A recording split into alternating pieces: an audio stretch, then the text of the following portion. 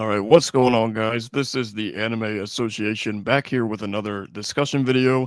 Today, we're going to be discussing My Hero Academia Vigilantes Episode 4. I'm your host, Anime Addict, joined by my co-host, Mr. Ginyu Talk, and Mr. Kyle Tim. How you guys doing today? Good. Good, Ready to talk good, some good, anime. man. All Yeah, right, excited. so yeah, this was a really good episode. I wanted to get your overall thoughts on the episodes first. We'll start with Ginyu. Yeah, it was great. I think the knuckle duster really is growing on me. I think he has this. The more I see of him, the more I just realize that he has this really wicked attitude, especially like we saw where he came across a strong opponent, which I'll let you lead us into. But like just that excitement that he had of actually seeing a strong opponent and that step it gave him. So that was quite interesting and pretty cool. And just overall, like the episode itself was great. So yeah, I'm really getting into it and really curious to see where this actually goes and how much deeper it's gonna get. All right, Tim, what's your thoughts? I 100% agree, man. This episode, it definitely took it up more. I feel like every episode kind of takes it up another notch for it. Especially building up the plot. There was something that happened in the episode that it gave me a W on my theory that I was talking about three episodes in a row. But like I'm really starting to enjoy Koichi and Knuckle Duster's relationship.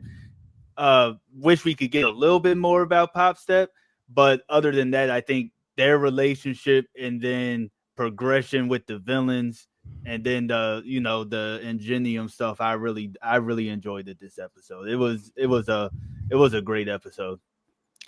Yeah. So, touching upon Knuckle Duster and Koichi's relationship, I actually wanted to raise the question to you guys. Do you think that Knuckle Duster is a good teacher for Koichi? We'll start with Tim on this one. No, and I'll say because they are two diametrically opposed people. Knuckle Duster is more aggressive, while Koichi is a very passive aggressive type of person. He's more of a get in and get out. While I think it's important for him to know how to take a hit from somebody as strong as Knuckle Duster, I don't think he's the best training for him because he's more of a get in, get out mobility type of person, while Knuckle Duster is the tank. Okay, good you. Yeah, and I mean, I think he is only because like I think as Tim was saying, like they're so different itself. So I think that difference itself will help him adapt and become better at situations because obviously when Koichi is, as Tim says, is one of these nimble guys, get in, get out. But also, it's also the fact is by having Knuckle Duster as his trainer, it kind of prepares him for something that may be different because sometimes with for example what Knuckle Duster's seen here is there are going to be stronger people, way stronger than Knuckle Duster. So having Knuckle Duster as his trainer kind of is basically that tough love, gets him ready and gets him ready for what may eventually come down the line itself. So I think he's a good trainer because he's not really going to be buddying him and loving him up like that. He's giving him that hard love that will ultimately help him down the line, in my opinion. I think before I think he's a good trainer in the aspect of getting his stamina up. I think that's where Knuckle Duster it would be a better trainer for him as far as stamina, as far Mhm. as his overall growth ability is just I don't see Knuckle Duster really being that good to help him utilize his quirk and stuff. Yeah. Yeah, that's actually what I was thinking. In the first scene where he was like training him and stuff, he was just holding back no punches, just going all out on Koichi, and that's what made me like kind of think that he's not necessarily the best teacher for him. And then later in the episode, Ingenium, who we get to see more of, he basically trained Koichi just a little bit in order to improve his quirk. What was your guys' thoughts on that scene? Uh, Yeah. I Gone. I that's who I think is going to end up probably being his overall teacher. I think we will start seeing Ingenium more throughout the series. At least that's what it seemed like at the end of the episode when he brought up his being a jogging partner. I think that's a better teacher for him for his quirk is somebody else that's in the field of mobility. Yeah, just echoing what Tim says. I think my initial stance of when Knuckle Duster saying Knuckle Duster is a great teacher. I mean, yes, he's a great teacher for now. Long term, obviously, I think Ingenium is going to be a lot better because the way that Koichi's quirk works and how Ingenium's works. While they're fundamentally different itself, but they rely on being agile. And I think ultimately, Ingenium will be the better long-term train itself, but as of right now, that's why I meant like Knuckle Duster is good now, but long-term Ingenium is going to be better, and how their dynamic is what will really help him down the line. All right. So before we jump into the stuff with Ingenium, we see a scene of the villain that we met last week, B, and she gives it appeared like 3 triggers to this one guy who he reminded me of Kevin 11 from Ben 10, with the long black hair, and then he transforms into like this giant like red muscular creature. So we get a fight between him and Knuckle Duster. What was your guys' take on that fight? Yeah, I mean, it was great. I think the way like it all transpired. I think there was this as Pop was trying to evacuate the civilians, and Koichi doing his little bits helping around. But I think that the actual fight itself was really exciting because it was a sense where it gave Knuckle Dust some enthusiasm, because I think he hadn't actually expected to see such a tough fight itself. Yeah, he got the dub at the end, but it was the overexcitement of just seeing him kind of go up a level, seeing like, oh, hold on, things were getting exciting, and that he would have to actually step up his game. So I think that's what I enjoyed the most. Yeah, I kind of agree. And it kind of showed that there's actual threats that he's going to have to deal with, because he was barely getting by without getting hit. And it raised the question for me was, is Knuckle Duster as strong as an amped up, roided out monster quirk? Or is he just a better fighter? I know he said something about, you can slip through and tap the chin, but to take something down like that, is he still at least up there in the same strength category? Because he is just a normal human, Yeah, in my opinion, the fight was really good. I appreciated how like even it was, and how they actually made it seem like Knuckle Duster might lose. Because up to this point, we've only really seen how Knuckle Duster um, basically overpowers people, and with this, it was more even fight. The creature, was taking it to him, and it wasn't until the very last blow that he was able to win. To touch on your question, I kind of think it's a mix of both. I think it's his strength and also the training that he's been doing. Because as we see, he's training Koichi, he's training, all the time, and so yeah, like he puts in the work, and I think that would just um, gratify like the strength that he has. Each fight that he has. So the next part I wanted to touch upon, we get introduced to another new villain. It's a bat villain. Um, Basically, wanted to get your guys' thoughts on the whole like chase scene with that, and then later on when they had a second one, where we found out that he was the bat. So we'll start with Ginyu on this one.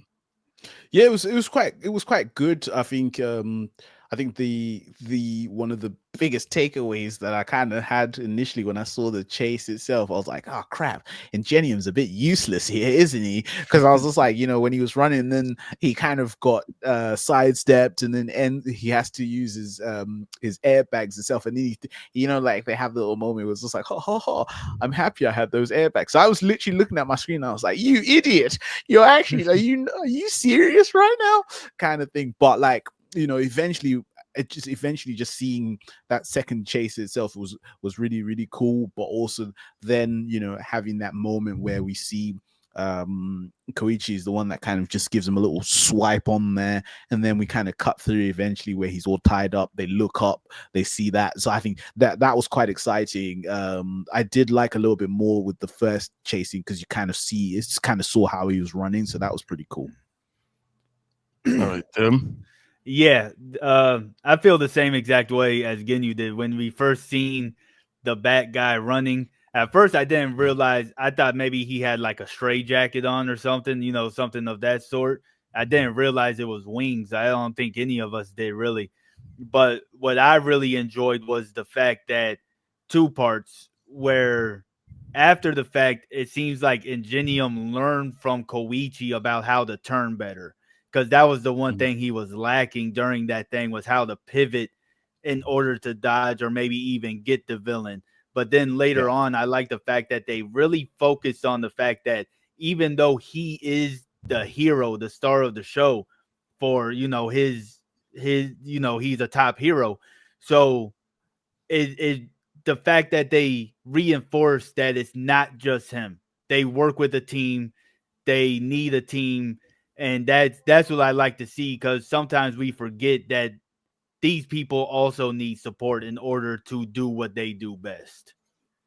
Yeah, I actually thought it was kind of funny the way that it seemed like Ingenium sort of taught himself, because he taught the move to Koichi and then he applied it as well. And in that scene, he gives Koichi a business card to potentially join his ranks of the heroes. Later on, after he found out that he was a vigilante, he takes back the card. Why do you guys think the reason of him taking the card was? I think it is because he's a vigilante. I know he said, but also we know that Ingenium is a actual genuine guy. So maybe he really is like, this is your calling. Your calling is not to be a pro hero. It is to be a vigilante, work in the shadows type of thing. It doesn't seem like it bothered him that he's a vigilante the same way it bothered like Eraserhead. But also at the same time, it makes me wonder if Koichi messed up by revealing he's a vigilante at the same time, because he still is a hero, and using his quirk to stop people is still illegal. So is that going to, because we've seen Eraserhead say, let Knuckle Duster go because he's not misusing a quirk. So technically Koichi is misusing a quirk. So is that going to like backfire on him in some type of way? And maybe Ingenium's like luring him in a false sense of, comfortability type of thing. All right, Ginyu, your take.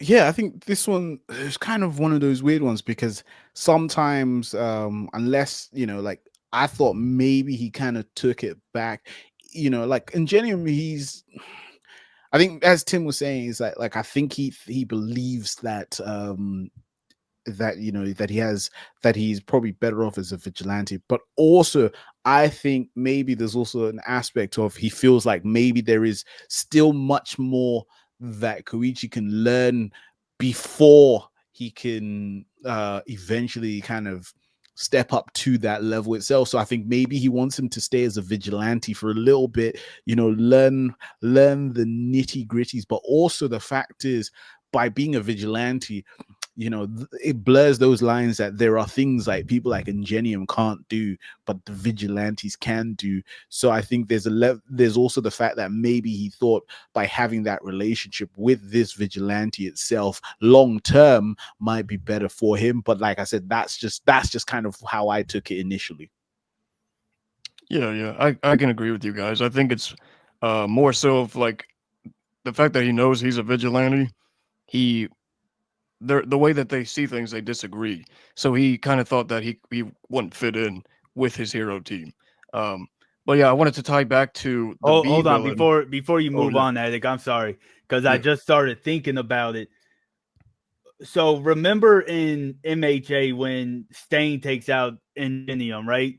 And like Stain goes after people that does things the wrong way, the heroes that aren't really heroes in his eyes, right?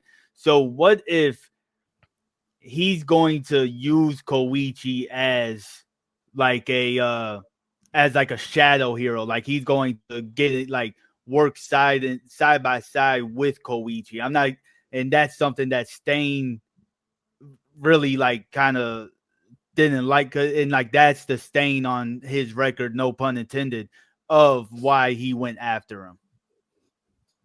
Yeah, I mean, I could honestly see that. Another like another thing with that, I was wondering if Koichi like informed Knuckle Duster and Popstep that he was like given this proposition, or if he like kept it hidden from them. Because as we saw in episode 2, Knuckle Duster had a disagreement with Aizawa in the alley. And so basically with that, that's what I was saying with like the disagreements between the heroes and the vigilantes. But in Genium's eyes, he wasn't as like upset with the fact that Koichi was a vigilante and that he took care of the villain. So I think he kind of sees things differently than Eraserhead does. Mm. Yeah, I think the same way. Especially since we know Eraserhead is a teacher, so maybe he's more strict into the, you know, the guide of everything, since he has to teach this stuff. Yeah, yeah. So again, wanted to touch back on the B villain. There's a scene where she's in like a cafe or some restaurant. She meets up with a middle-aged man, which I was very kind of disturbed by, a high schooler meeting up with this middle-aged man. But before he showed up, there was a conversation she's having with somebody on the phone about the trigger. I wanted to ask you guys, do you think that that voice belonged to All for One? I thought yes. Initially I thought like that was him. But also just as you said, that the middle-aged guy. As soon as I saw that scene, I was like, yeah, he needs to get locked up. I was like, he needs to get locked up straight. But Check no, this man's hard drive right now.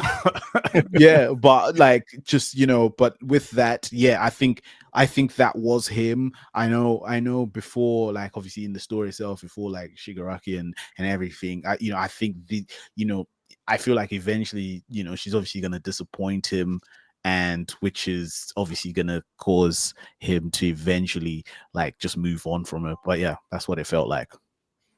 Yeah, I've been saying all this time, I think AFO or is going to end up playing a part in the series. I wasn't, and then I started thinking, maybe it could be like a syndicate or something like that. But the fact that it is AFO's voice, or at least the same voice actor, I find that even more interesting, because it has me thinking I know it takes place 5 years before the main story. All Might gets hurt 5 years before the main story. Is he operating in the shadows because of the injury he took, or is this pre-injury? I'm just glad I got a W for it being AFO. And if it's not AFO, I will remove myself from the association. All right. So lastly, the preview.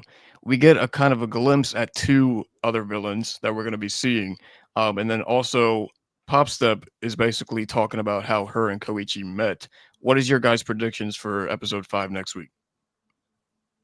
I think honestly, yeah, go on. Honestly, I did not watch the preview. I kind of don't watch previews personally.